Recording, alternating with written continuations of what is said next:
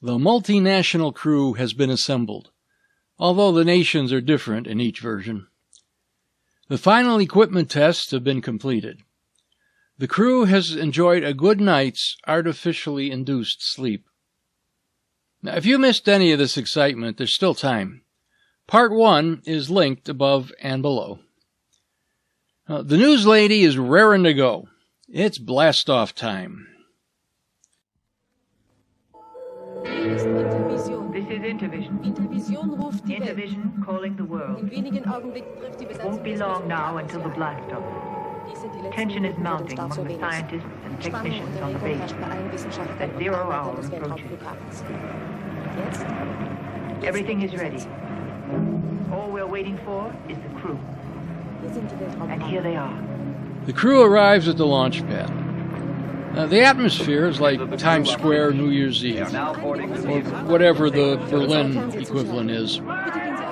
However, English speakers have to do without all the scientists' farewell speeches. Als zweiter spricht Professor Horling. Also jetzt Professor Horling. Heute ist ein bedeutsamer Tag in der Geschichte der Wissenschaft. Ich grüße alle meine Freunde, alle, wo immer sie auch sein mögen. Besonders mein Lehrer Weimann. Ich bin glücklich bei dieser... Hallo Funker, ist keine Maschine gemeldet. Wir fragen nach. Es muss doch noch eine kommen. Dr. Sumiku Ogimura. Bitte auch von Ihnen ein paar Worte. The English version may have trimmed this section because of mentioning of the Hiroshima bomb, or maybe because it's just so boring. Ich habe diesen Beruf gewählt, weil ich am Ende des letzten Krieges geboren wurde in Japan und weil damals meine Mutter starb durch die Bombe von Hiroshima. Ja, dieses Zeitalter fing nicht gut an. Aber wir setzen es besser fort, daran glaube ich. Für unsere Hörer eine Darf ich Sie bitten, Dr. Chenkü? Wissen wächst über die Himmel hinaus. Ich danke. Auf Wiedersehen. Ich grüße euch. Lebt wohl. Bitte, Herr Professor. Jeanne Moreau, die bekannte Reporterin von Intervision. I was wrong.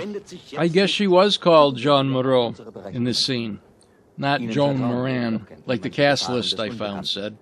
That's the name of a very famous French actress of the period. Why they used it is anybody's guess. Unsere technische Ausrüstung ist perfekt. Die Automaten arbeiten. Mutter, warum hast du nur die weite Reise gemacht? Ich bin auch bald wieder da. Mein Junge, sei nur vorsichtig. Ja. Sumiko, bitte ein Auge. Ja. Leben Sie wohl. Leben Sie wohl. Viel Glück. Das ist meine Mutter. Ach.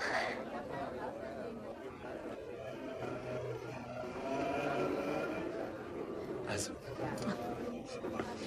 Leb wohl, mein Junge. Unser Raumschiff startet sofort und ich bin so glücklich, denn ich fliege zu den Sternen. Jetzt begibt sich auch der afrikanische Mitarbeiter der Expedition zum Mars.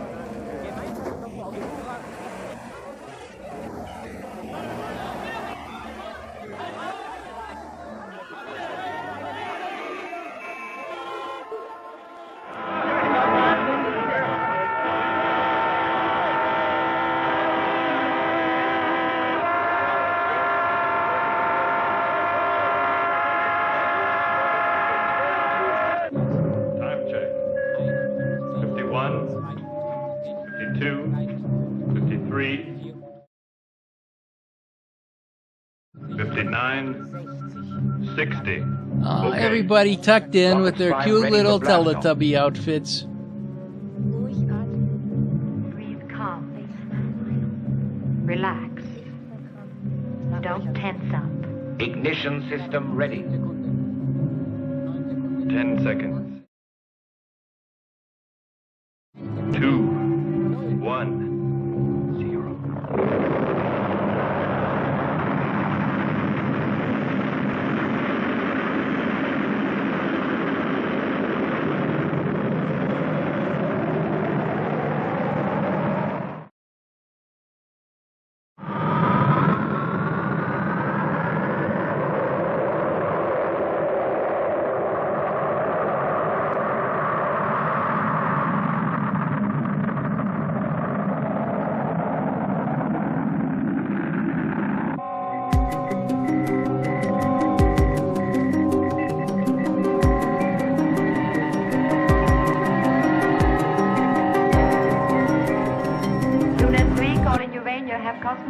On our radar screens, appearance normal.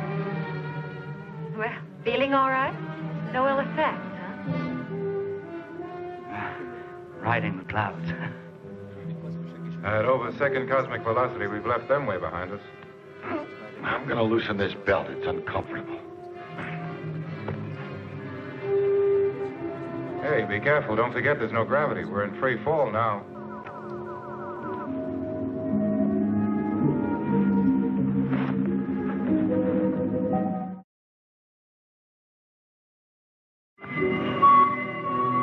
Durand, switch on the artificial gravity field, will you? Olaf, careful. I'm pushing the button.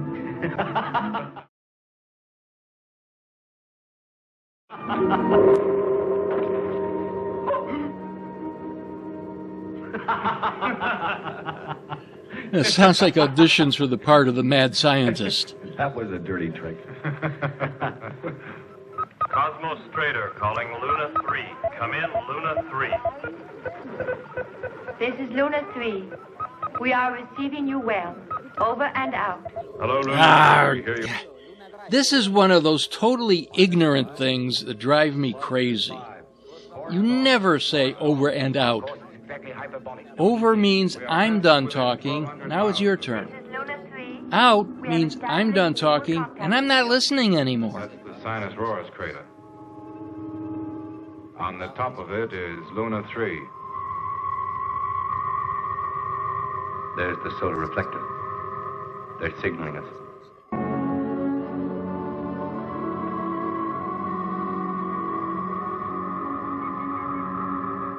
That's where her husband fell. I brought him back to the camp, but he was already dead. We were friends. You know, Sumiko is a wonderful woman. Sumiko ist eine herrliche Frau. Well, what do you know? Another deleted scene.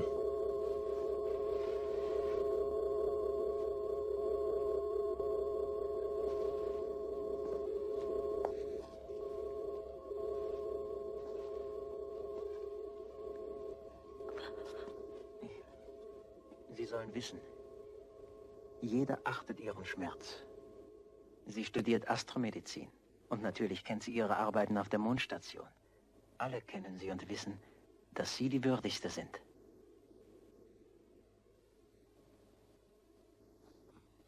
This is Luna 3. Has picked up unexpected swarms of meteorites on our radar. Their present trajectory shows that they may cross your path and be very dangerous. We are receiving you. Over. Here are the trajectory coordinates and orbital velocity. Alpha X, 7 degrees, 2 minutes. Beta Epsilon, 48 degrees, 42 minutes. Listen, I've had an extremely urgent message from Luna 3. A meteorite warning. Professor Sikana, here's the latest meteorite report. Alpha X, 7 degrees, 2 minutes. Beta Epsilon, 48 degrees, 42 minutes. A meteorite swarm should reach us in 48 hours at the latest. That is, if there are no orbit fluctuations. Keep close radio contact with Luna 3. Cosmos Strater calling Luna 3. Have received your meteorite warning. We'll be sending you regularly coordinates of our course, so stay in close contact. Okay, we need to put the Cosmorator, or whatever it's called, on autopilot for a minute or two while I explain a couple of things. First is the difference between meteoroid, meteor, and meteorite. And here to lend an air of authority is my old friend, Professor Phineas Forganapop. Thank you. This is quite simple, actually, but it amazes me how many people have no idea. Meteoroids are chunks of rock floating through space. They are pieces of asteroids or comets which have broken off through gravitational forces or impact. Yes, they can appear in swarms, but they generally orbit around the sun, and their paths are well known. the odds of a new swarm being discovered coincidentally on the day a rocket is launched and right in its flight path are slightly less than infinitesimal. But this is a spaceflight science fiction film, so we have to have a meteoroid swarm. This is called a trope. Now, if pieces of meteoroids actually hit Earth's atmosphere, they break up and these even smaller bits tend to burn up as they travel through the denser air. These are now called meteors, or more poetically but less accurately, shooting stars. The height at which this happens is debatable, but generally about 70 miles or so is the line. Our ship passed that point only minutes after launch. Anything left after re-entry that actually hits the ground is called a meteorite. And don't get me started on bolides. So everything they are saying about this meteorite cloud is utter nonsense. The second thing is this business of a trope. This is something in a story, maybe a character type, a situation or a type of location that is overly common in certain genres. Every fantasy story, for example, or movie, has to have a Dark Lord, out to dominate and or destroy everything. And a chosen one, a usually young, very ordinary person, who is picked by some higher power to save civilization or humanity or the world from the Dark Lord. Think Sauron and Frodo, or Vader and Luke.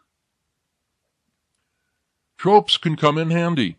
You can merely establish a Dark Lord without having to write 10 pages of exposition. The problem is when a trope becomes a cliché. Think of that as a trope that's past its sell-by date. It's become so old and overused and stale that it begins to sink into self-parody. This meteorite cloud is or maybe the prime example. Now, back to you, Clayton. Thank you, Professor. Now let's get back to the movie.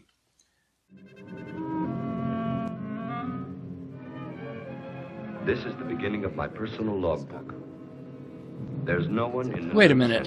Is that an electric toothbrush he's recording on? The computer is keeping us on our course.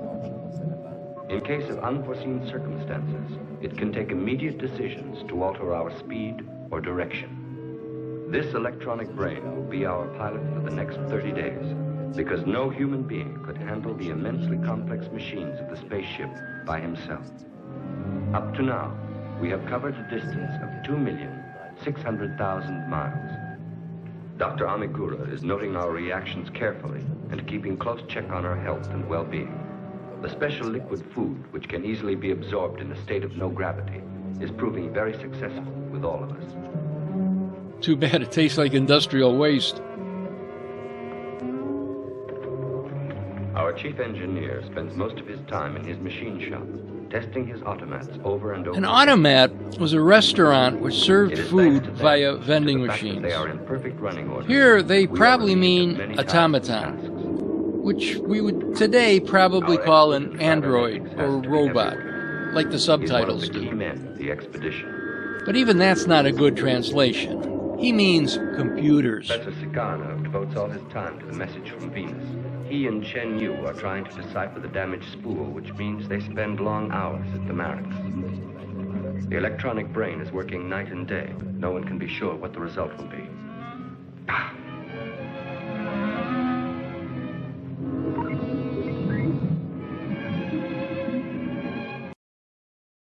Haringway, our commander, is keeping a constant check on our course.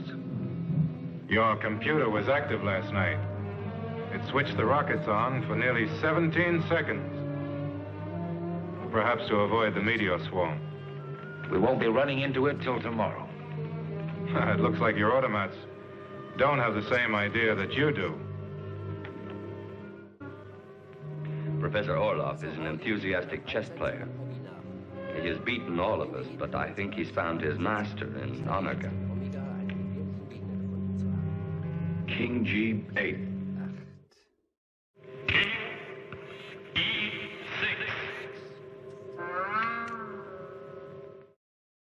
I thought that I had got him, but you see, he's put his king on E6, and I'm forced into the corner at H8.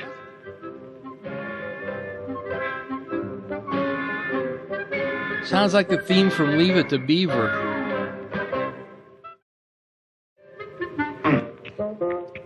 The entire soundtrack on the American version is terrible. That is the 10th match that I have lost. I should give up, I guess. I would suggest that you make an improvement in Omega. Oh, really? If he only had a heart, he would let Orloff win once in a while.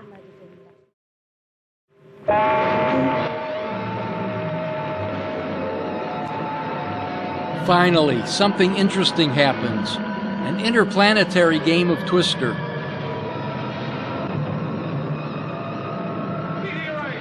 I told you, meteors! Switch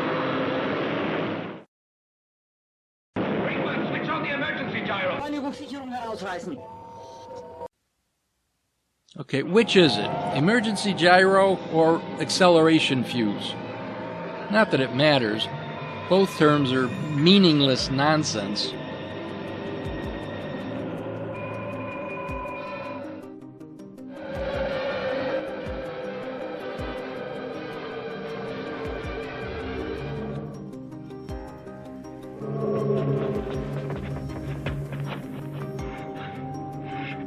Brinkman, see if Chenyu and Sicardo are all right.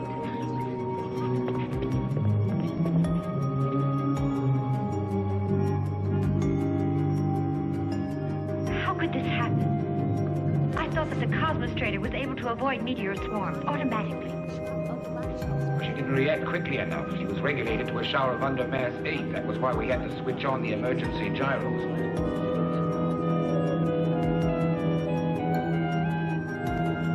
Orloff, how much course deviation?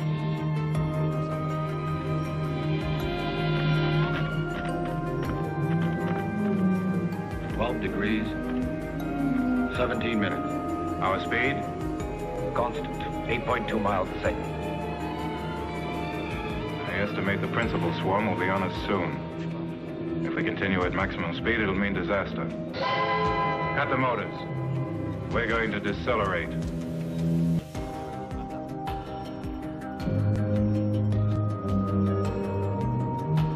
Braking motors aren't working. What's the matter, Jovan?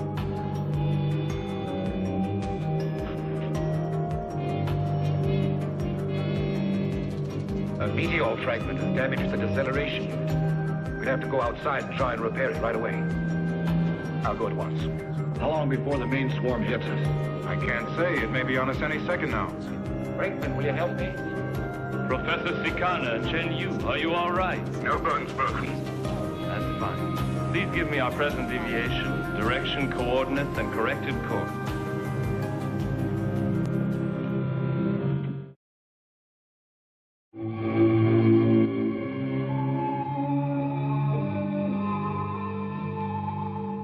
Watch out. Everybody fasten your belts. How is spraying steam on the fin going to help anything? Stand by. Principal swarm's in sight.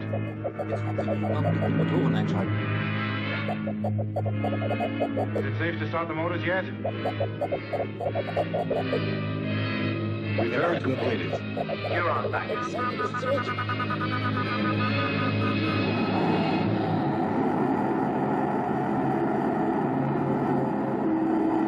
Cosmos Trader calling Luna 3. Cosmos Trader calling Luna 3. Meteor swarm has passed.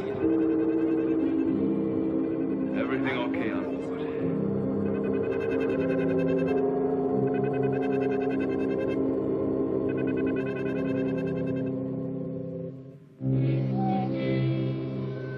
Three weeks have gone by since we left the Earth. We should reach Venus in about 10 days.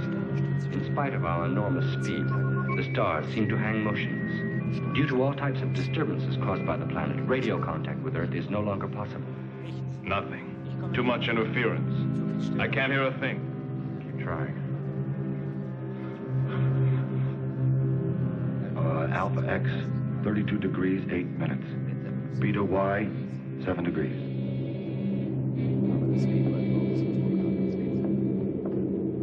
What are you doing? I'm making a heart for Omega. 10 consecutive defeats are driving our friend crazy. I want him to enjoy his favorite game. I would like you to do something also for me. It would be nice to see you eat occasionally. I swear not to forget anymore. Sukarno said exactly the same thing.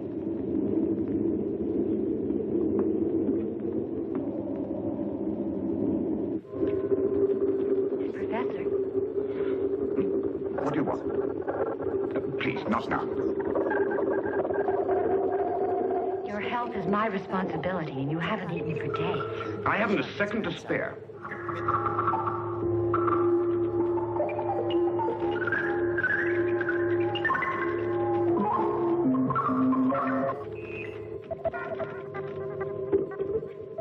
Sumiko. You mustn't insist. He's nervous. He's having a very hard time with that spool. You understand.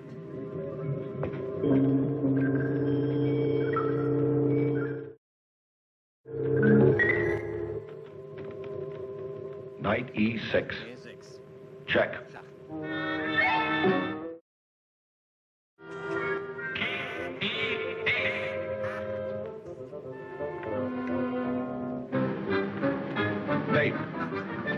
Congratulations. Will you all come to the barracks, please? That's a cosmic document.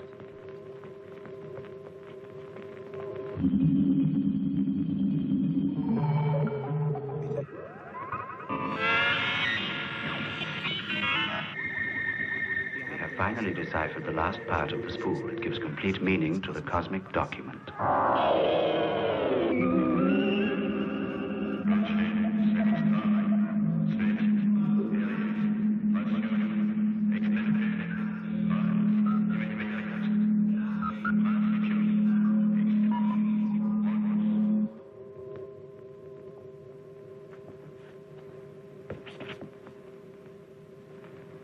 I will translate. We will initially subject the planet to a very intense bombardment of radiation. The conquest and occupation of the Earth will then present no difficulty. When the ionization intensity has fallen by 1/2, the final extermination phase can start. This can only mean an attack against our planet. An invasion by the inhabitants of Venus. The cosmic document was not intended for us to read. It's a cold-blooded blueprint of destruction. We must inform the Earth. I'll try and make contact. Wait, Tom. No, let him try. Will it do the Earth any good to know what we know? The Earth is in danger. We must warn them. No. Our planet was in peril before they discovered the spool, and nothing happened. That's no argument, as we haven't any idea how the Venusians calculate time. If the Earth knew of the terrible danger threatening her, unrest and even hysteria would spread like wildfire. From pole to pole, the whole world would be in a panic. No, Olaf. I'm convinced you're wrong. For years and years, the whole of the human race faced the danger of an atomic war. Yes. And they survived. Not through ignorance, but through knowledge. Because they knew what the danger was. No. There won't be a panic. Zhenyu, don't you agree with me? I am sure that if we meet the inhabitants of Venus, we'll be able to convince them that it would be folly to start that war. Daloa, try to contact the Earth. I can't get through. Too much disturbance from Venus. Our signals are distorted. The Earth won't hear us.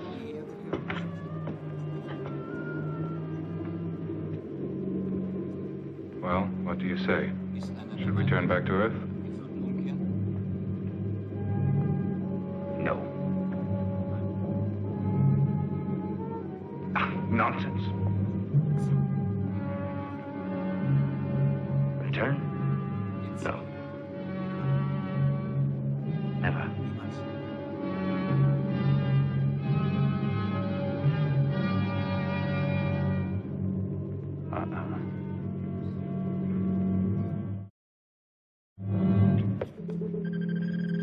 Gavin, our speed. 31,000 miles per hour. In 3 days, we reach Venus. Good. Delaware, check our course.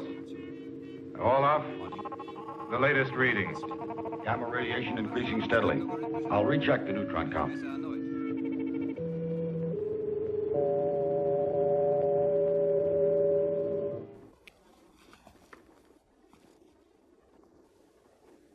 And we end today's segment with another deleted scene. I'm pretty sure this is because of comments on the bomb.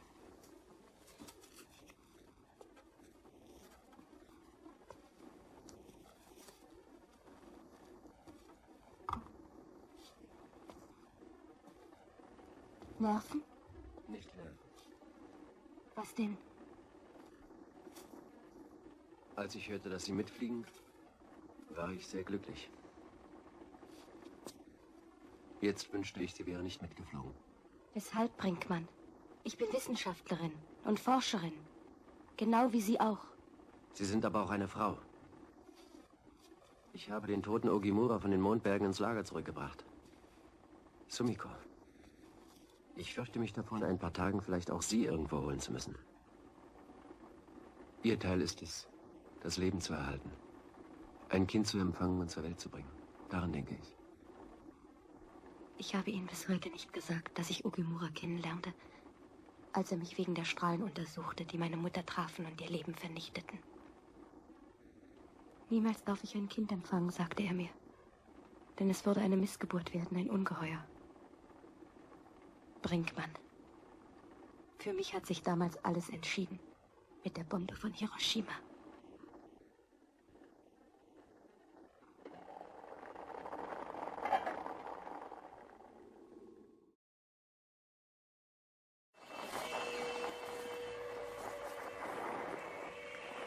Two down, probably 2 to go. Check back next time when we finally set foot and track on the surface of Venus. Kosmokrator, Kosmokrator, ich höre euch nicht. Hallo, hallo.